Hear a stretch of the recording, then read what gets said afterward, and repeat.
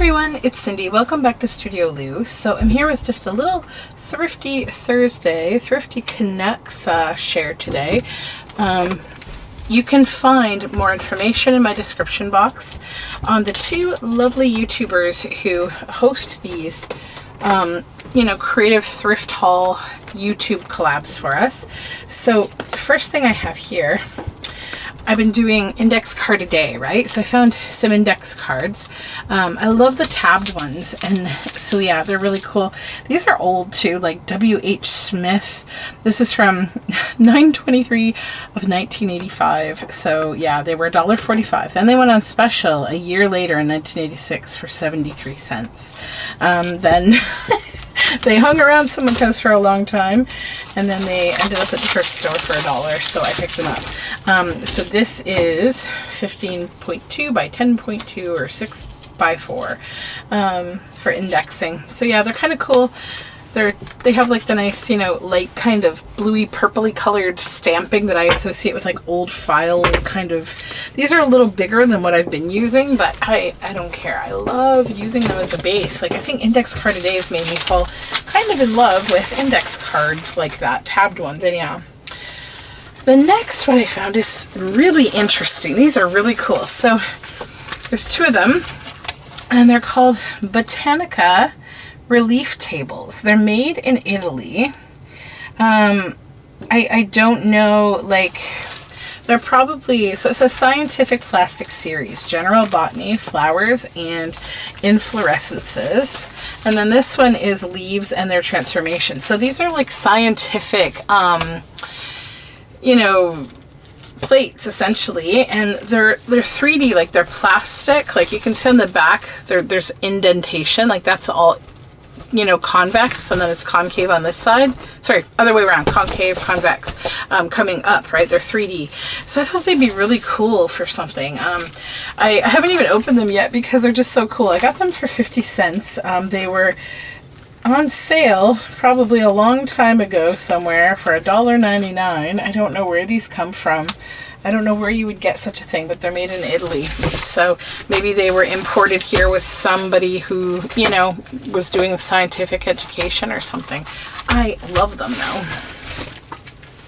Then, a really good book from Ruth Isett, Color on Cloth, Create Stunning Effects with Dye on Fabric. And this book is nice. Like, I took a really fun dyeing class with my girlfriend like a few years ago. Another friend of mine was teaching it. She's become my friend. Oh, her name is, sorry, sleepy. Her name is Barbara Hilt, and she taught with the, I guess, yeah, it was with OCAD, Ontario College of Art and Design, and she was teaching dyeing on cloth, like different techniques and stuff, and it sort of made me reminisce about the fun of going downtown with my friend, and like, I think it was like Wednesday nights we took her class, and we would do these fun cloth dyeing experiments. There's a string in here apparently, but yeah, I think I might look through it because I've really enjoyed learning a lot of different ways to do like patterning and things on cloth when you're dyeing. Like here they're making a stamp with all these little squares, it's all like different batiking, and sometimes it's just like rolling your cloth around a piece of pipe or something, and then you kind of drip the dye on it, and like then you scrunch it down, with elastic, and sometimes it's the way that you fold. Like you can create a lot of interesting things, but like I like this texture back here, so I want to learn a little bit more about whatever she's talking about in this book. Then I got this book. I guess it's probably a library reject, the Bus Ride by Marianne Dubuc, and it's got nice long pages which are great for folding, but I just really enjoy the illustrations of the style. It's very fun. It's like it's been colored in pencil crayon, and like then digitally, I think The faces, sorry, I'm sleepy. The faces have been added. It's like the middle of the day, you know, that like 2:30 hump of like, oh, I need a nap, but I can't have a nap because I'm too responsible. So yeah, but look at these. Aren't they sweet pictures? So yeah, that I think is a fun one. And then, all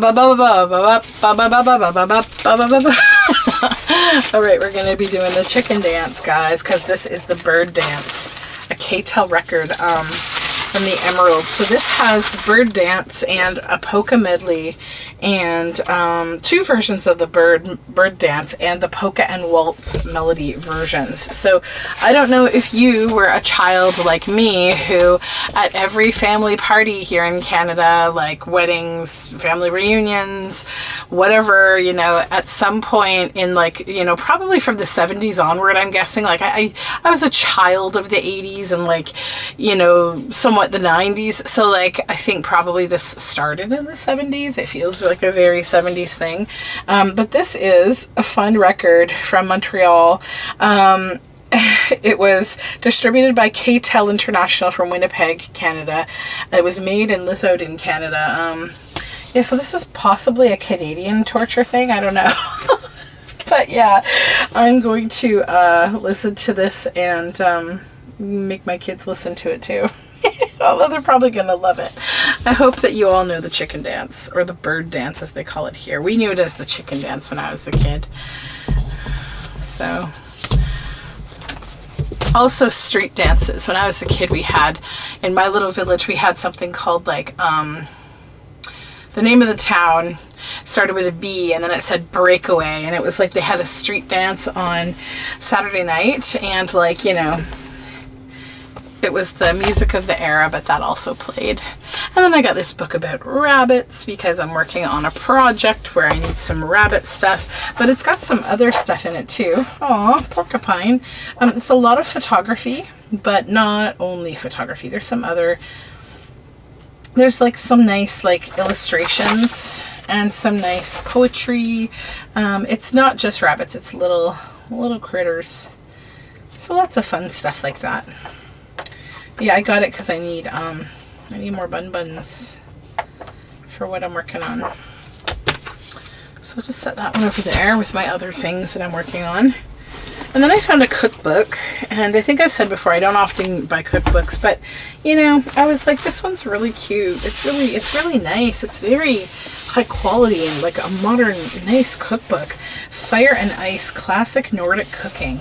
And I've been thinking about, this is a Scandinavian cookbook, and I've been thinking about wanting to kind of cook through like some nice books. I have a lot of cookbooks. I've made the decision, like, I'm no longer, when I go, like, I don't really go to like a lot of bookstores anymore. I mean, sometimes I do, just to support small bookstores, but like, I think there was a time when like, I would go to large bookstores before they became so corporate, like when they were still enjoyable. Like I don't find Chapters Indigo enjoyable to hang out at. Like, it's just, I don't know, it's not inviting like it once was, and they don't have great books there anyways.